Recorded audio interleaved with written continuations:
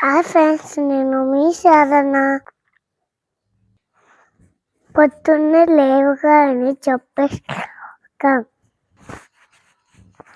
కడాగ్రి వసతే లక్ష్మి కరమధ్య సరస్వతి కరమూలి సితే గౌరి ప్రమాద కురదర్శనం మొక్కే శ్లోకం సముద్రవస్ ఏ దేవి పర్వత స్తనమండలే విష్ణుపత్ని నమస్తుతే పాదం పశ్యమే.